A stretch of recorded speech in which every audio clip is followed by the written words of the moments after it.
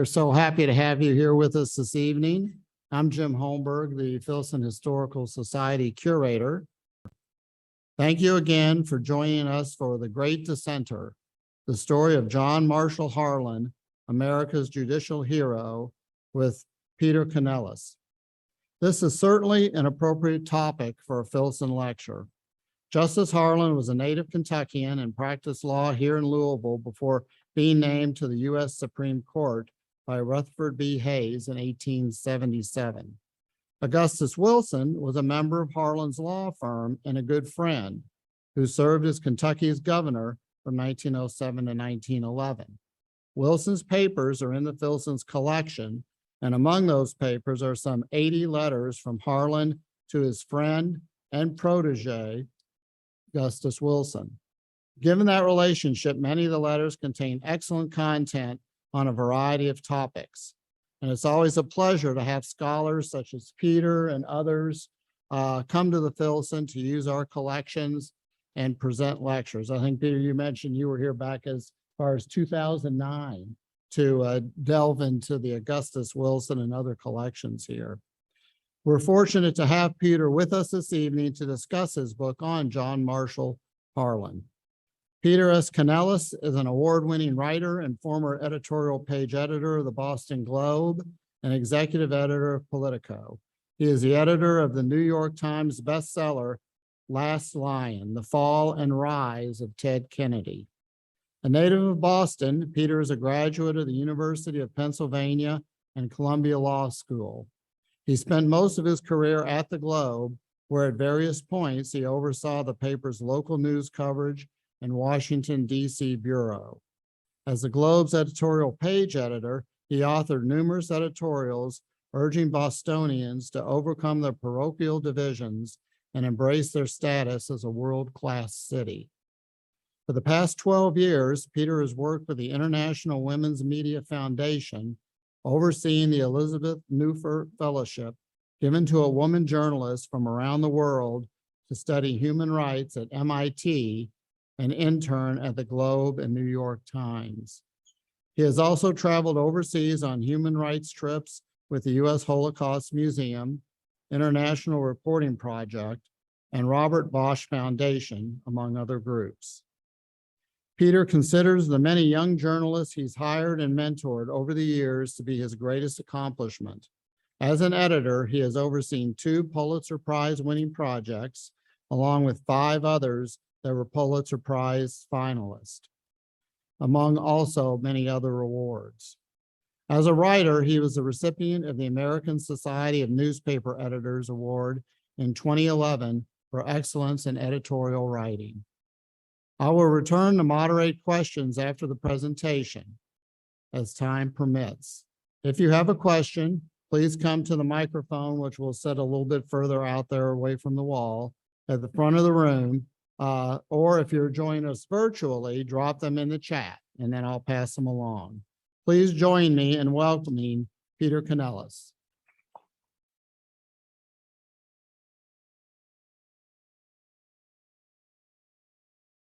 Thank you. Thank you so much, Jim, for the introduction. And thanks to all of you for coming out. It is indeed great to be able to do some of these live events again. It means a lot to be able to see people here. It's also great that we've probably found an even greater audience with people watching virtually. And I look forward to hearing from all of you, both the virtual participants and also the people here in the audience. It's also a great honor to be here at the Filson Society. I was here in 2009 when I was just exploring the possibility of writing about John Marshall Harlan.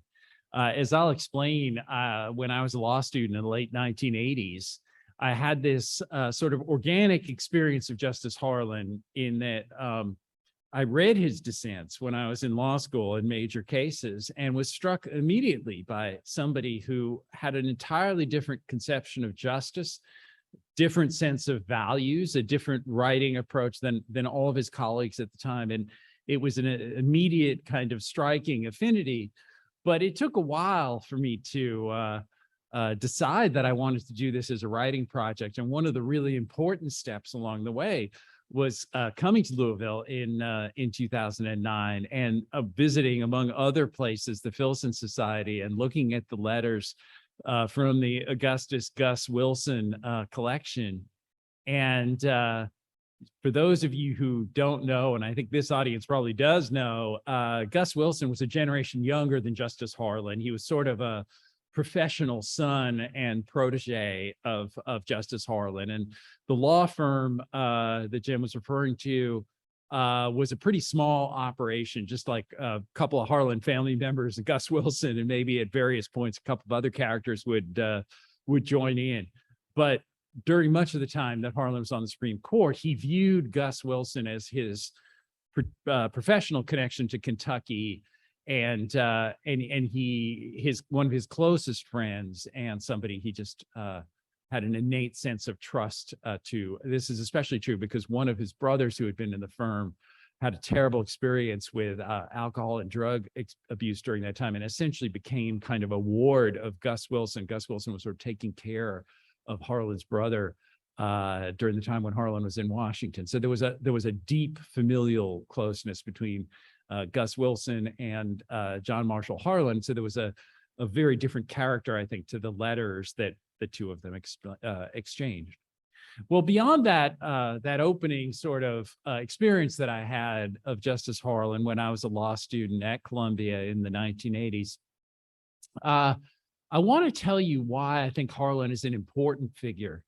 I think people in this part of the country have always appreciated him and understood that he was a symbol of integrity and wisdom, and somebody whose views grew very organically out of this part of the country. And I think so there are many people here who think that in many ways the Harlan career on the Supreme Court was probably the greatest expression of the unique set of experiences and personal values that grew up out of people in the 19th century in Kentucky and really this whole part of the country, because the alternative sort of path of jurisprudence that he set up during that time was very much in contrast to all the Northeasterners who were on the Supreme Court at the same time. So he represented kind of a regional wisdom on the Supreme Court, and all of the really great deeds that we attribute to him today, I think, grew out of experiences that people in Kentucky had, and certainly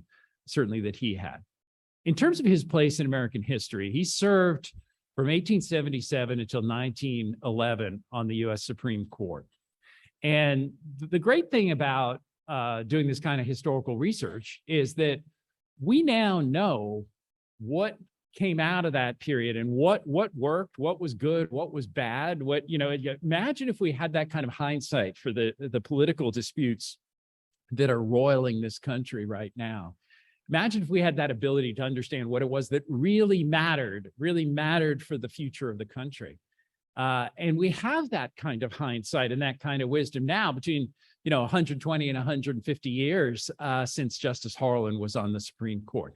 And here I think is what the general consensus is about that period. In terms of like impact on the country, the two big memorable things that came out of that period were, number one, it was the Gilded Age. It was the time of historic income inequality. There were people who made great fortunes, there were great companies that were created, but there was also a time when there's broad consensus that wages were way low and prices were often controlled by monopoly manufacturers.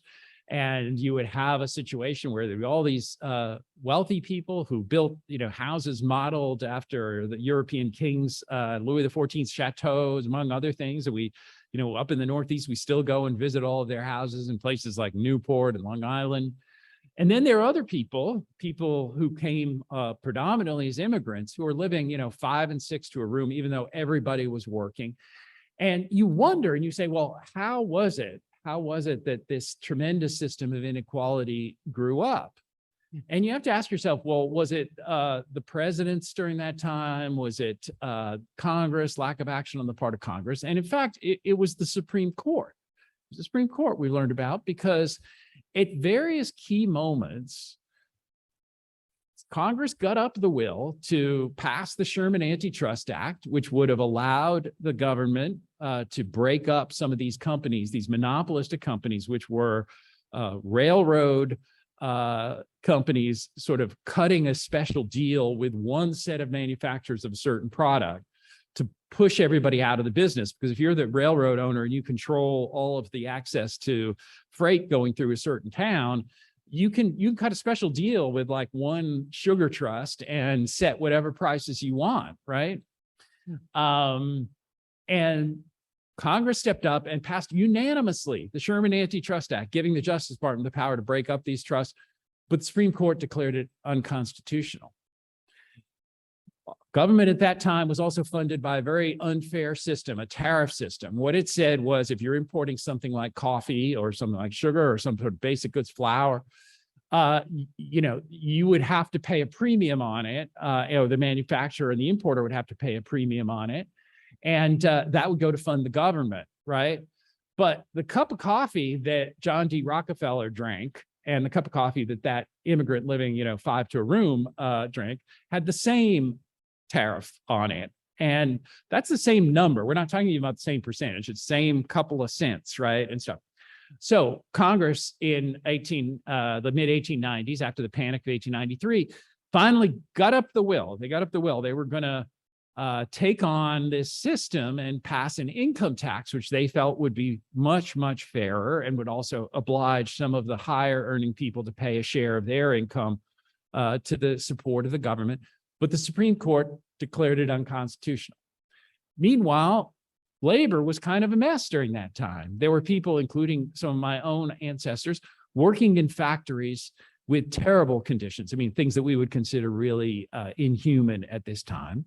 And again, because many of these factory towns were sort of one company towns, if the manufacturer said you have to work 7 days, or you have to work 6 days, or you have to work, 10, 15-hour shifts without breaks, that's what people had to do. Well, state legislatures started stepping in and on the grounds of protecting the public health, declared that there should be some reasonable limits. In New York, the limit on workers in industrial bakeries, which are considered some of the worst sweatshops, like in basements with terrible sewage and rats and things like that, they said you can't work more than 60 hours a week. And they also had various health regulations, but the Supreme Court declared it unconstitutional. The other big thing that came out of that period, 1877 to 1911, was the start of racial segregation. Now, you kind of wonder, the whole country had been through this terrible turmoil with the Civil War. And then essentially the gains of that war were negated to a large extent because states were allowed to, under a legal support, they were able to discriminate against African Americans. And that was a terrible stain on society. It caused all kinds of tension. We all know the pain that caused. We know the pain that it causes today. It's an issue that is present here in Louisville. It's an issue that's present in Washington, D.C. It's present up in Boston, where I worked for many years.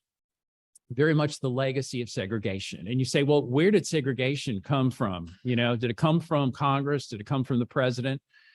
Actually, you can blame the Supreme Court. And you can blame the Supreme Court because in 1875, Congress came up and passed a National Civil Rights Act.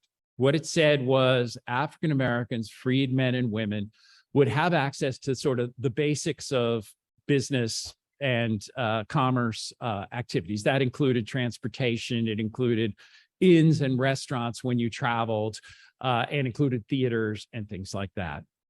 But the Supreme Court declared it unconstitutional.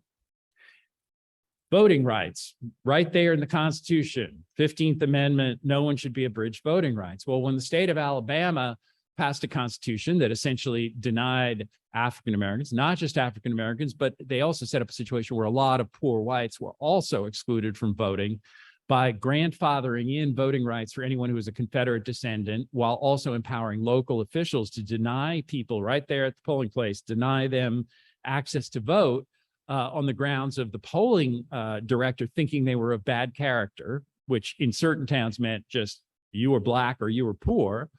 When the Supreme Court confronted that case, they admitted Alabama's intention here is to disenfranchise Black people and that this is an unconstitutional law. But they said there was no possible enforcement mechanism for the Supreme Court, so it's a political question, so therefore they're not going to intervene at all.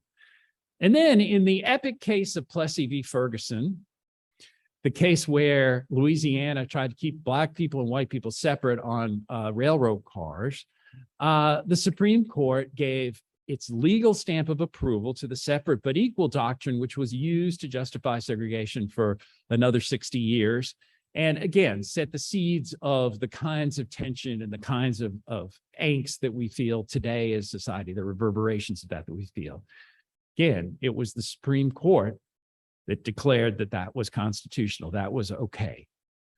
In all of the cases that I mentioned, declaring the Sherman Antitrust Act unconstitutional, dumping the income tax, saying state legislatures per se could not legislate to protect workers, saying that Civil Rights Act of 1875, unconstitutional, the federal government can't have a Civil Rights Act. Voting rights, not enforceable by the Supreme Court. Separate but equal, that's the law of the land. In all of those cases, there's one thing in common. John Marshall Harlan dissented. He dissented. And in most of them, he was the only dissenter, the sole dissent. And these dissents were not just kind of a legal technicality, registering their disapproval, you know, I see things differently.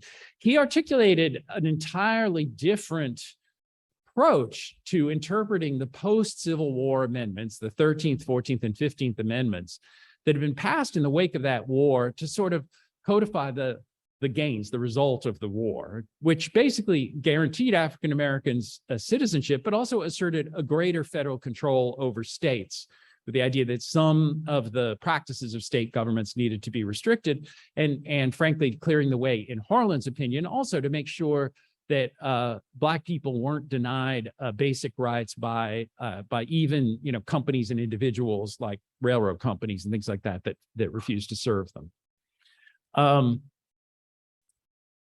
In addition to crafting these sort of legal rules, Harlan also laid down a moral marker.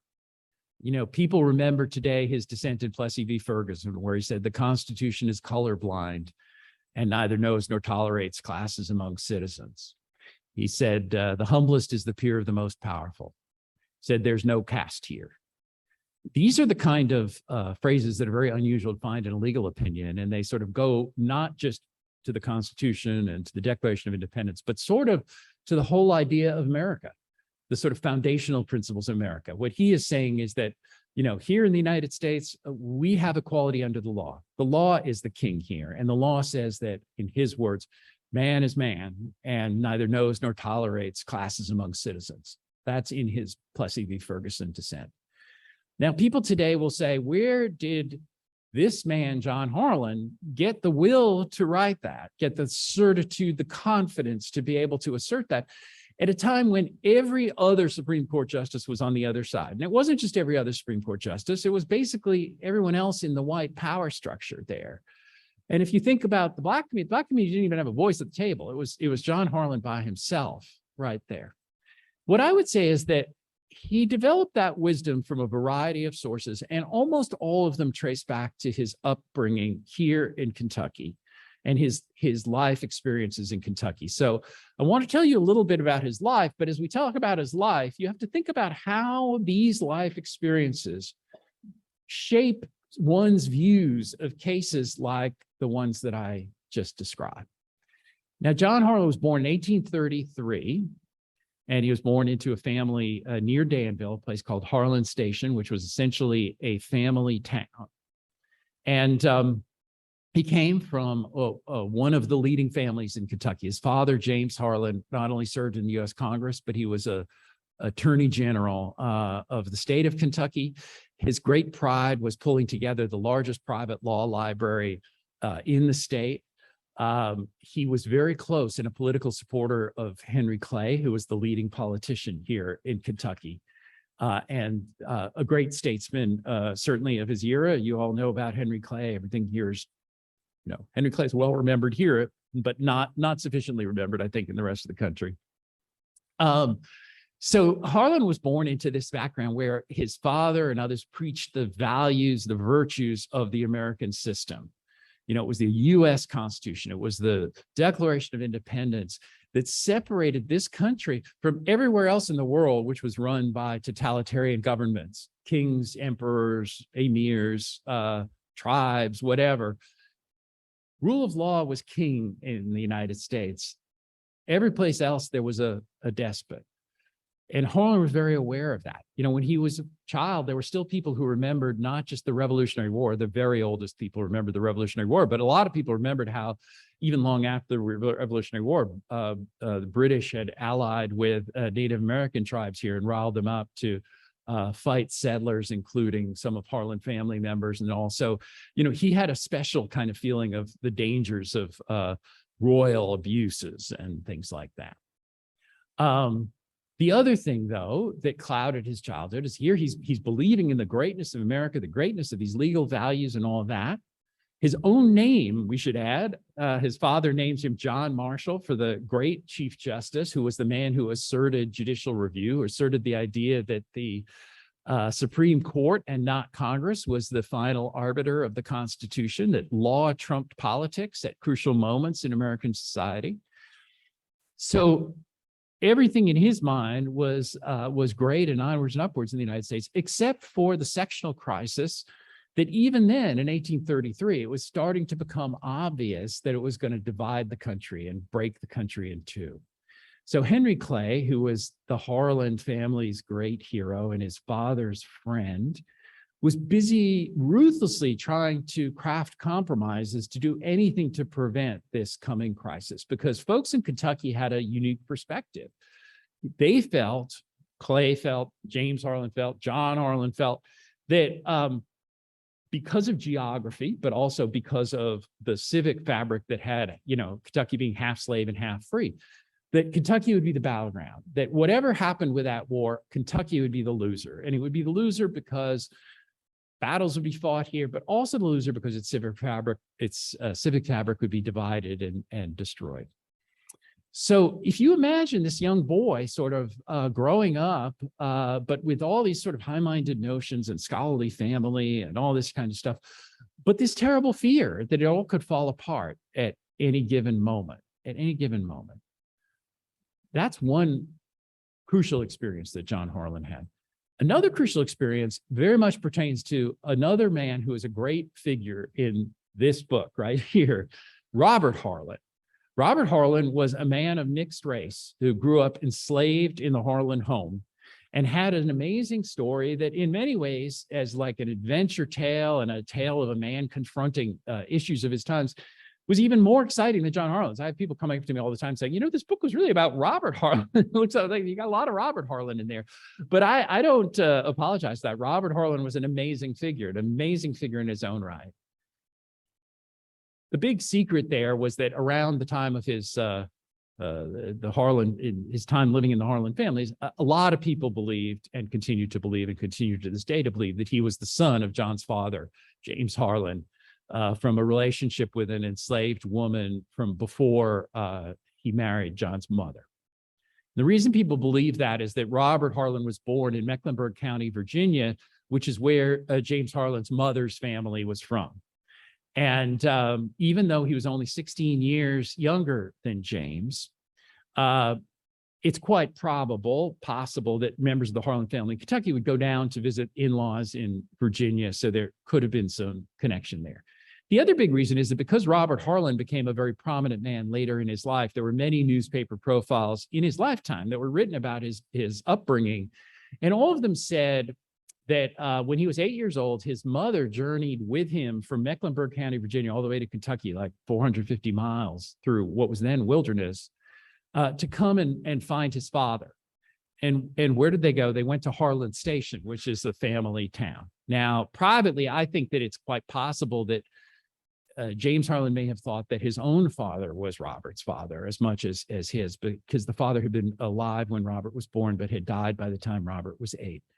But one way or the other, mother and son arrive in Harlan Station, and we don't know everything about all the transactions, but Robert ends up enslaved in James Harlan's family, but not really treated like a slave. And his mother somehow ends up being sold down to Louisiana. And nobody knows all of the terrible transactions. You got to write this off as part of the terrible legacy of slavery, the terrible reality of slavery, you know, how families are divided and other things. There's a later account of Robert going and finding his mother who has since remarried and has more children and is living with her family in New Orleans, and declines to come back with him when he's offering to buy her freedom. But Robert ends up the ward of James Harlan. And this was just at the time that James was marrying his wife, Eliza. And he takes a special interest in the boy. And he's not given the usual jobs that enslaved people did around the house, but was treated a little more like a member of the family. James, by Robert's own account, James tried to educate him, but the schools wouldn't take him because he was half Black. And so he was educated in the home. And then pretty quickly, James and his wife Eliza ended up having 9 children, including 5 boys. And John was the 4th son and kind of in the middle of the family. And they were 16 years apart. So when John was this little boy, you have Robert as this sort of uncle figure living in the house. And what we know about what Robert was doing that time is that, paradoxically, the fact that he was not able to go to school freed him up to do some other things that the other children in the Harlan family weren't allowed to do, because the father was very strict, and the father envisioned creating, he had the large private law library. He envisioned having also a family law firm. So he wanted all of his sons to study law and be part of that law firm. So, poor John, he's a little boy, but he's stuck in school with his older brothers, like having to learn law all the time from a very early age. And Robert taught at home, wasn't allowed to go to school. So he got involved in the horse racing industry. And he was a real pioneer and is acknowledged in all places to be one of the great pioneers of Kentucky horse racing. Because at that time, the whole racing industry was getting started. People would stage races in small towns. They're living near Danville and various points near Harrodsburg and other places around there. But each of those towns would have a sort of fairgrounds where they would stage races. And from the time Robert Harlan was a teenager, he developed a reputation for being able to size up a horse by sight. He supposedly would look at the haunches of the horse and be able to pick the winner. And this, you'd think that's sort of like some old tale that would be told. But, in stories about him until he was 80 years old, they would say, well, see, and he would go to every race course here and, as you see, in other countries, and people would say the same thing. This man's amazing. He could size up a horse. So from the time he was 19, Robert would go out, stage these races, bet on horses, help to train horses. It also helped him to develop this amazing sort of sixth sense for areas where Black people could succeed against the greatest odds. And there's no greater odd than slavery, right? So he would find that there would be certain industries, certain places where a Black person could make a mark. And horse racing was one of them, because in those days, a lot of the original horse owners were slave owners, and a lot of the enslaved men would be jockeys and trainers. So people at that time would talk about how these early races, it was like a checkerboard. You'd see Blacks and whites in almost equal numbers. So in that atmosphere, Robert Harlan was not a strange, unusual figure, a figure of contempt or suspicion. He was part of this industry that was developing. But you had to be tough, you'd have to set the terms for betting. You'd have to enforce the fairness of the race. You'd have to go and collect the winnings. So John's this little boy, and who does he see coming back home at night on a horseback and all that? But Robert Harlan, who has just been out, fighting battles basically to establish betting in a horse racing industry. And I would say in John's mind, he was sort of like a charismatic figure. People would talk about how handsome Robert Harlan was. People would talk about how strong Robert Harlan was and all this. So, Matt, how little boys look at much older boys, especially if they're just a little young to be their father. They're too young to be their father, but they're like a big brother, sort of an uncle figure. I think that's what John saw in Robert Harlan at that time. Now, Robert Harlan, just to carry the story a little bit forward, continued his great life's work of his ability to find areas where Black people could succeed. And the next one was the gold rush in 1849. And he immediately sensed that this was a place where the old rules of Black and white didn't apply. In San Francisco, there were people coming in from all around the world. There were Chinese people coming in. It was this crazy kind of world. And he had developed some experience running a store, which he ran in Lexington, and he also run a barber shop in Harrodsburg. So he was accustomed to dealing with commerce. So he was one of the first Kentuckians to essentially get on a boat, head down to New Orleans, go from New Orleans to Panama, cross all of Panama, which means crossing mountainous areas, crossing malaria-filled swamps, crossing, terrible, areas where you have to portage canoes so that you can get some of the ways through and all that. Watch some of the people that he was traveling with die, get to the Pacific coast, find your way onto a rickety boat heading up north, very dangerous passage to San Francisco, and getting out there and staking your claim. Well, we don't know completely how he made his money. Most accounts suggest it was in selling supplies. You think there's bad inflation now, but think of San Francisco during the gold rush, lumber, stuff like that, a lot of stuff there needed to sell. And he had some contacts from having run his store in Lexington. But he may also have gotten some money from prospecting. We know he came back with a chest full of gold that was worth, in today's dollars, about $5-6 million. But the money was worth much more then because labor was so much cheaper, so much was cheaper. So he suddenly became a very wealthy man.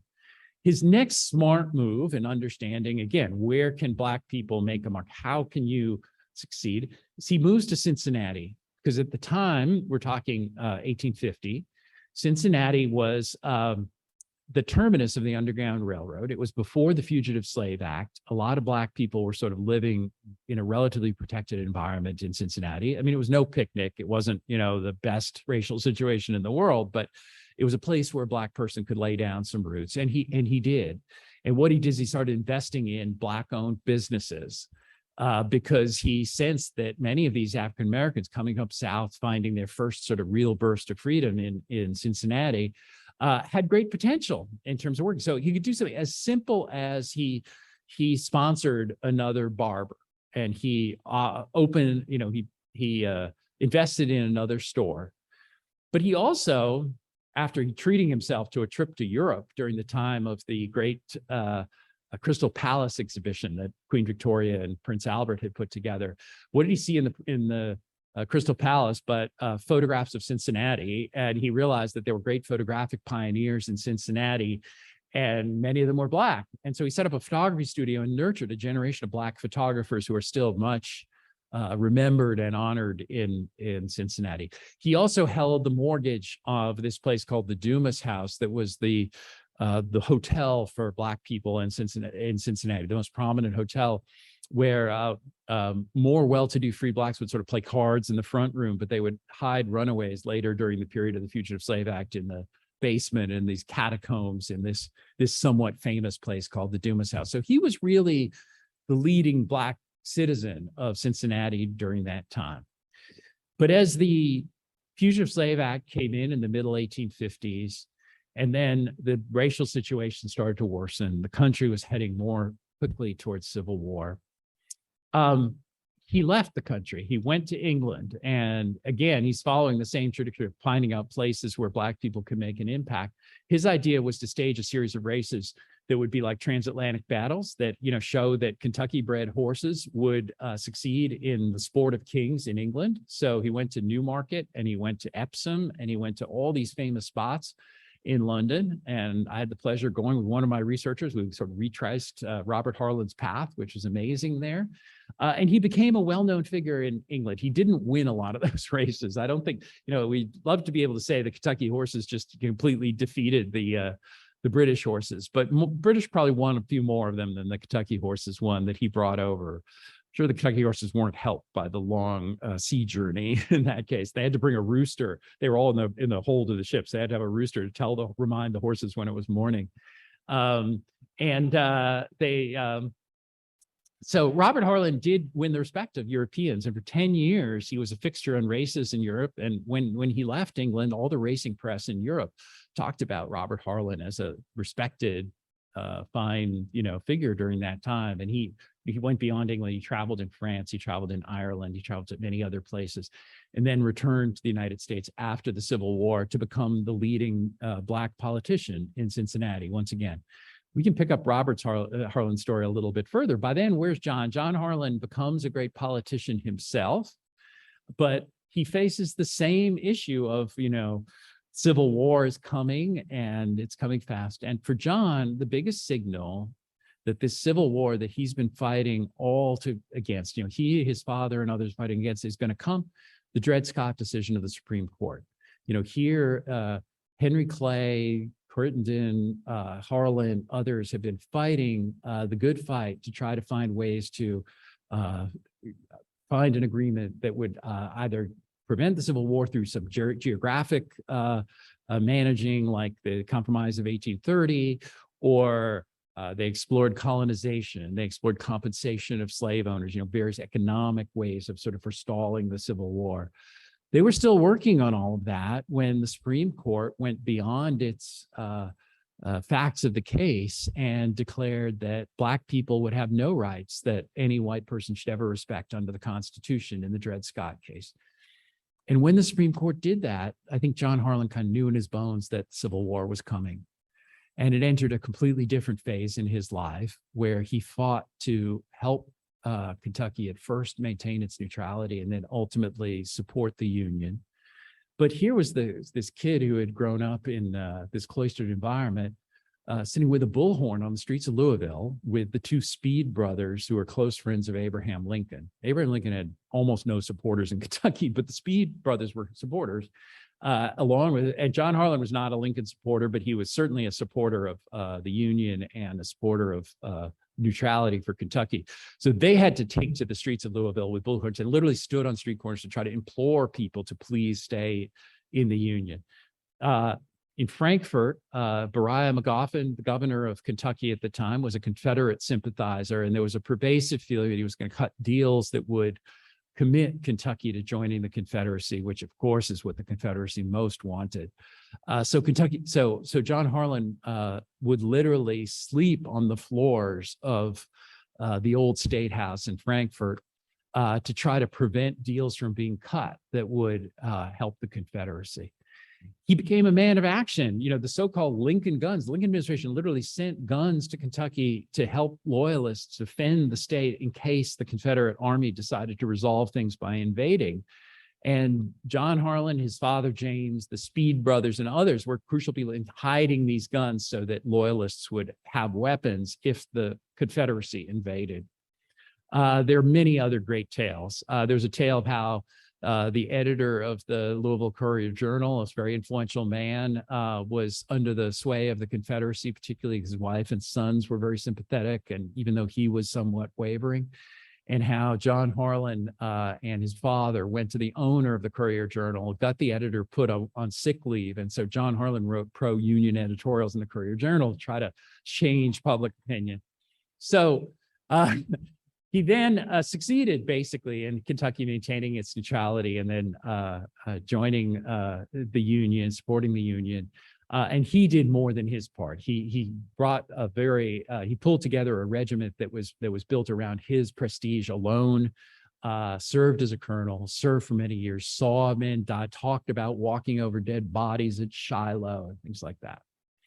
So now, 1877, Civil War is over, and John Harlan is in a very different position. He's he had been an elected attorney general, succeeding his father here in Kentucky. He had felt, I'm dating this wrong, it's not 1877, this was all happening in the late 1860s, but leading up to 1877, which was the crucial year when he would be appointed to the Supreme Court. He'd gone through a period when he was angry at the federal government because Kentucky was held under martial law, and he felt that he himself had cut deals with the people of Kentucky and made promises on behalf of the Lincoln administration that Kentucky would be treated differently, Kentucky would be treated well, Kentucky would be able to set its own course on slavery and things like that.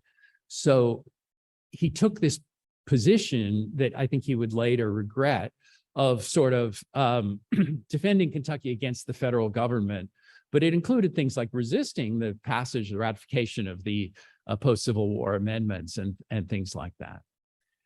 Very soon after that, however, his politics started to change, and I think it was another formative experience from this part of the country when he saw the Ku Klux Klan and other gangs, essentially racist gangs, take power in the state.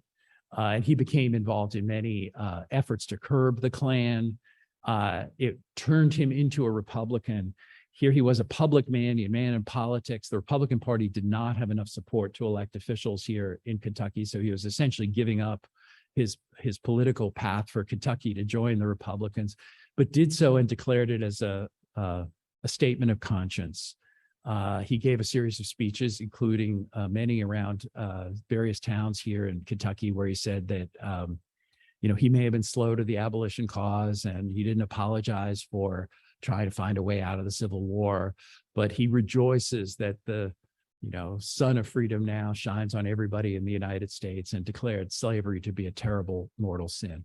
1877 brought about a set of circumstances that ended up helping John ultimately to achieve the dream of his life, to be on the Supreme Court, his father's prophecy to put him on the Supreme Court. We know that in 1876, there was a disputed presidential election between Rutherford B. Hayes and Samuel Tilden.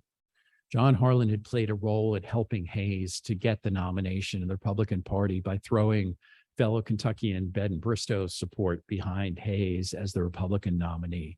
So he had a chit there. Interestingly, he and Robert Harlan worked together at that convention to try to organize voters, and ended up supporting Hayes together. John Harlan also benefited from the fact that in this disputed presidential election, with all the sort of wheeling and dealing in back rooms that went on, Hayes made an informal promise to put a Southerner on the Supreme Court. All of the Supreme Court justices were Northerners at that time. They all came from a very common background. They were all corporate attorneys who had been put on the court by various presidents during that time. David Davis, who had been a Lincoln appointee, had resigned, and Hayes, in what he thought would be a concession to the South, said he would put a Southerner on the court. The problem that he confronted was that the Judiciary Committee, just like today, you have to deal with Congress, the Judiciary Committee was controlled by so-called radical Republicans who are strong civil rights supporters, led by a man, George Edmunds of Vermont, an arch civil rights supporter. So here's President Hayes, who feels like his whole presidency is hanging on this series of deals, including putting a Southerner on the court, but he's got to have a Southerner who is rock solid on race issues, 100% supporter of civil rights. Well, there weren't a lot of people who are Southerners who sort of fit that description. So John Harlan was arguably one of those people, one of the very few people on that short list. But there were some serious doubts about him too, because of all the things that I mentioned. He wasn't an abolitionist. He wasn't a Lincoln supporter. He supported compromise before the war. At that crucial period right after the war, he didn't immediately join the Republican Party. He instead sued the federal government on behalf of the state of Kentucky to try to get out from under martial law. And you can make a reasonable case that a lot of people running martial law were actually enforcing civil rights and helping African Americans get out from under slavery, and Harlan was not, Nonetheless, he also had amassed a serious record of supporting civil rights in the last 8 years before this appointment came along. There was also sort of a secret weapon that he had, and that was Robert Harlan. Robert Harlan was the most prominent Black politician in Cincinnati and really in the state of Ohio. The New York World, a national newspaper, said that after Frederick Douglass, Robert Harlan was the most influential African-American in the United States. Robert Harlan had worked with John on many things, including the 1876 convention. He also had helped John in a very politically problematic case where a cousin of John's on his mother's side had gotten drunk and shot a prominent Black official in Washington in what was seen as a racially motivated shooting. And there were rumors that John Harlan was defending his cousin, which is probably true because, again, in that Kentucky style, you support your kin and, you have to support them. Robert Harlan, however, recognized the danger to John's reputation, traveled from Cincinnati all the way to Washington and cut a deal with the family of the man who had been shot to allow the Harlans to essentially use their influence to have the man pardoned on the grounds of temporary insanity under a private deal where the Harlans would then guarantee that the man would not ever come back to Washington. But Robert Harlan put his own credibility on the line, said, I grew up with this man too, James Davenport. I know him. He's a good man. He fought on the Union side in the Civil War, but the war damaged him. He had terrible stress, became an alcoholic, didn't know what he was doing. So that was Robert Harlan saving John's bacon right there. But he also journeyed to Washington during the time this Supreme Court nomination was being decided. And he vouched personally for John Marshall Harlan, said he believed that Harlan's conversion to the Republican Party was sincere, that he would be a great supporter of civil rights at a time when many others, including George Edmunds up in Vermont, were saying no. There were plenty of Kentuckians who were also writing letters to Congress saying, John Harlan has changed his spots, don't trust him. He's a wily politician. He's going to change right back, as soon as you put him on the court. But he barely eked out his confirmation in the Judiciary Committee. There was sort of a special deal where Edmunds, who was against it, kind of left the room, and they sort of quickly confirmed Harlan or recommended his nomination in what was probably a deal where Edmunds knew what he was doing. He just didn't want to be on the record opposing or supporting Harlan, and just kind of absented himself from it. And of course, ironically, they two became good friends later on. But what we found out here is that it wasn't just the case where John Harlan was an acceptable Southerner, and it wasn't just the case that he was, a Supreme Court justice of character and ambition and legal talent. He became the unique figure that I described at the beginning of this lecture. He became the sole supporter of civil rights at one of the worst times in American history, worst times in American legal history. Here are some things that illustrate it. Frederick Douglass, before the Civil War, everyone in Boston and New York wanted to have Frederick Douglass as a dinner guest, right? He was the Black man who would tell horrible stories about slavery and help to, draw money to the abolitionist cause. And he alerted the Northerners to all the terrible things going on in the South.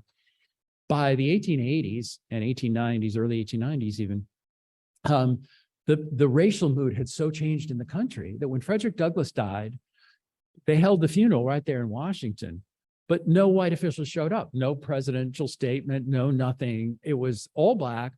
A few white people came, but among white officials, there were only two who came. John Sherman, who was the senator from Ohio and the brother of General Sherman in the Civil War, and John Marshall Harlan. The only two white officials who had the sense to and sense of respect to go to Frederick Douglass's funeral. Harlan not only stood up for equality under the law when it came to African Americans, but he was the leading exponent of the idea that the Constitution should follow the flag when the United States took over places like the Philippines, Hawaii, Puerto Rico, Guam, and many people wanted to just have Congress set a sort of baseline of rules for those places. Harlan said, in this country, the Constitution is king. Congress is a creature of the Constitution. Anyone who lives under the American flag needs to have constitutional rights. He stood up in writing dissents for Native Americans when the Supreme Court declared that a Native American who left his tribal nation should not be granted birthright citizenship. Harlan said, well, where else is this man going to live? We can't have a stateless class of people here. And so I think that, there are some legacies that endure. There are some models that people should follow. When we sit today and pay attention to the Supreme Court and its still central role in our lives, the question arises, what constitutes wisdom in the Supreme Court? Where does wisdom come from? And in Harlan's case, it came from personal experience and that sense of personal integrity. We can talk a little about the legal side of things, but there are many, many conservatives who admire, judicial conservatives who admire Harlan because of his belief in the original intent. They believe that when he, in Plessy v. Ferguson and in the civil rights cases of 1883, when he stood up for civil rights, he was declaring that he was standing up for the original intent of the post-Civil War amendments, and he clearly was, right? So they see him as an originalist, they see him as a constitutionalist, they see him as a man of principle. Liberals also like the fact that Harlan, in all of his cases and all of his dissents, made reference to the real world effects of these decisions, that, this isn't just an academic exercise of, parsing the legal precedents. This is a case of trying to find a just result. And I think many liberals admire Harlan because he saw the humanity in people that other people didn't, and he saw the dangers in many policies and procedures that other people didn't. And when people say, well, what was it that made John Harlan so different? This is the question that I had at Columbia when I would read his dissents. You know, this man is, first of all, he's right on all these major cases, and he's calling out the majority in all of these cases. So what was it that made him so different? And the answer is, I think, what he experienced in the fear of the Civil War and seeing the Supreme Court get it wrong in Dred Scott gave him this sense that you can't just go along and get along. You know, on the Supreme Court gets it wrong, the country suffers in a dramatic way. He understood the stakes. When you fought in the Civil War, stepped over bodies, saw friends die, people who didn't come home, you can't just sort of treat it all like an academic faculty lounge and a principal debate and all that. You understood the life and death consequences of what's going on. And in what he saw with Robert Harlan, he saw the potential in African Americans at a time when the barely veiled ideology of these Northern justices, who all had sterling civil rights credentials from before the war, they were all abolitionists, but they also all fell prey to notions of white supremacy, to the idea that Black people had been held in a childlike state under slavery and that they really weren't capable of being full citizens. And that's very visible in things like the majority opinion in Plessy v. Ferguson. Harlan knew Black people, and he knew Robert Harlan. Robert Harlan was the most successful member of his family. So he understood that when people's rights were protected, they could rise and they could do great things, So for upholding these core American values at this terrible time in American history, when we're sowing the seeds of economic inequality on the one hand, racial segregation on the other, I think Harlan occupies this unique place in our history and is a figure really to be uniquely admired. So thank you so much for having me here, and I welcome questions, and I'm happy to sign books afterwards. So thank you very much. Thank you very much, Peter Canellos, for that very interesting talk and giving us a real understanding of what made John Marshall Harlan the great Supreme Court justice that he was. Questions from the audience? Raise your hand, and you can come on up here to the microphone. If not, we have ones from online. Let me get to them here. Okay, here comes. Go ahead, ma'am. You go first. I was just wondering what the reaction to the Supreme Court overturning all this legislation was. Was it accepted, or was it seen as the court being politicized? Or Yeah, I mean, you mean in Harlan's time? What was the reaction? Yeah. I mean, it varied tremendously at various times. So in the race cases, already segregation was sort of taking hold. So you can see the different opinions on the Black side, obviously, and the white side. So things like the civil rights cases of 1883, which in its time was a much bigger case than Plessy v. Ferguson. That was the case that tested the Civil Rights Act of 1875. And what it was is a collection of cases in which individual business people refused to serve Black people. It's examples being ushers that refused to seat Black people who had bought tickets at plays. There was a state legislator, a Black state legislator in Missouri, who went to Jefferson City and was denied a room that he had reserved at an inn on the grounds that the innkeeper said that white people wouldn't come here if we had a Black person under the roof. There was a well-known veteran and rich, wealthy African-American who was told to leave a restaurant in Kansas, give up a table so that a white couple could take it over. So all these cases were collected together. And in the South in particular, this was a passionate issue, right? This was, and the cases were not all Southern. There were plenty of Northerners who were refusing to see people. Some of them were from New York City. But in the South in particular, it was a national referendum. It was just a huge issue. They had an opera house in Atlanta where they literally interrupted the theatrical presentation to announce the results of this case. So when Harlan was standing up for civil rights in those cases as the sole dissenter in those cases, he was on the deeply unpopular side in the white community. In recent years, last 10 years, Black newspapers from that era have been digitized. So not only did it enable us, me, my researchers who worked on the book, to all of us to learn more about somebody like Robert Harlan's life, it also enabled us to see that within the Black community, Harlan's dissents were very closely read and closely parsed. And there are examples of Frederick Douglass, who sent a letter to Harlan after the civil rights cases of 1883, calling it the finest legal opinion that's ever been written, declaring that it should be spread around the country like the falling autumn leaves, that people should understand it and read it. When Harlan died, this is an amazing tribute to him.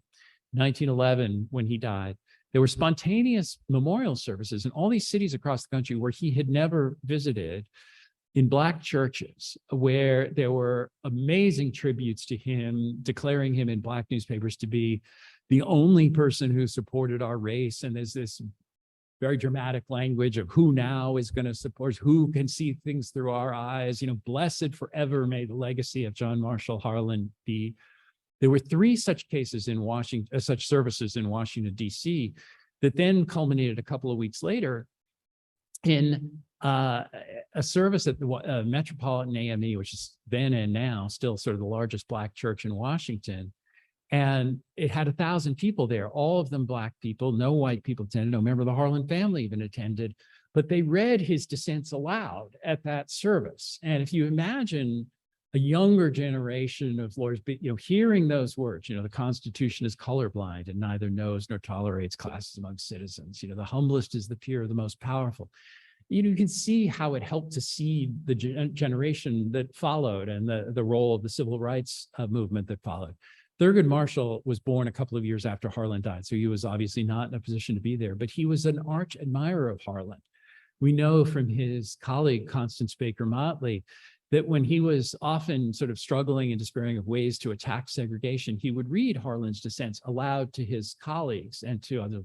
In every one of the NAACP Legal Defense Fund's briefs leading up to Brown versus Board of Education, and of course, including Board of Education, Brown versus Board, they included Harlan's words and his Plessy dissent as the real law. They would say Harlan was right, the majority was wrong, we need to follow Harlan's law. So on the race cases, he was totally a voice in the wilderness. After Brown versus Board of Education, the New York Times had an editorial called Justice Harlan Concurring, saying it was the most amazing event, one of the most amazing events in American history, that sort of the voice in the wilderness is finally now the majority. In the economic cases, it was a different story because there were people, including in this part of the country, that saw things very much through Harlan's eyes. So when he gave a thunderous dissent that he delivered in person, when they declared the income tax unconstitutional, which was really a very, very dubious decision legally and on every conceivable ground. There were people who said, Harlan should be president, and others things. He was also, hated by the rich in some ways in that sense. But it varied greatly. In some of the economic cases, he actually had a popular following. In all the race cases, he did not. This is an interesting question because I think it involves another justice who vied for the title of the great dissenter. From George Malley, he says, not to cry fire in a crowded theater, but after reading the legal opinions of Oliver Wendell Holmes Jr., I believe he always thought himself to be the smartest man in the room. Sadly, he was the smartest man in the room only when he was alone. Can you perhaps explain the staying power of Holmes and the relative anonymity of Harlan? Well, the Holmes and Harlan comparison is quite an interesting one. And I would come down on the Harlan side, as most people do. I think it's impossible to read Harlan's dissents in the cases that we talk about in the book and think anything but he was right and the majority was wrong. There's nobody today in a serious legal position who defends the decisions of the court majority. There really aren't. I mean, it spans, that you can find people who will say anything, as we know from some of the hearings this week. But I would say 95% of legal scholars would agree that Harlan was right on those cases that I mentioned. And they are, with the exception of the Insler cases, which was the laws governing territories covered by the United States. Every one that I mentioned, Harlan's view is now the view of the law of the land. But in terms of Holmes, Holmes was just a very different person. I mean, Holmes is famous for sort of solving legal puzzles and sort of coming up with legal puzzles. Harlan is famous for having a powerful sense of justice. Holmes, who sort of never had a good word for any of his colleagues, had a sort of baseline respect for Harlan. He respected Harlan because they were both men who fought in the Civil War, and many of the other justices they served with had paid to have people take their place in the Union Army. And Harlan and Holmes both fought and both, suffered greatly during the war. So there was a baseline support for them there. And, Holmes would say things like, there's a real fierceness to the man and there's a real kind of power to Harlan. But he felt like Harlan's logic, he had a line like his mind is like a great steel vise that the teeth of which never quite connect. He felt like there was something that was sort of not perfectly logical about Harlan. But clearly Harlan, who dissented in many cases that Holmes supported. So we talked about the voting rights case.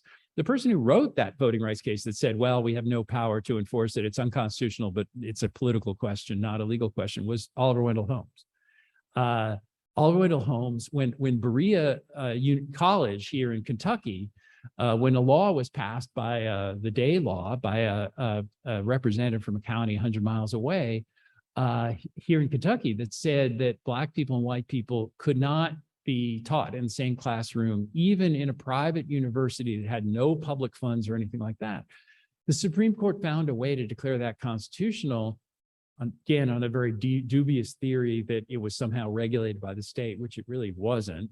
Holmes was in the majority on that case. Harlan was the sole dissent, So I think it's very, very difficult. There also are a lot more Holmes opinions that are really cringeworthy. He wrote the opinion in the case that authorized forced sterilization for what were called imbeciles, people that were thought to be mentally deficient and things like that.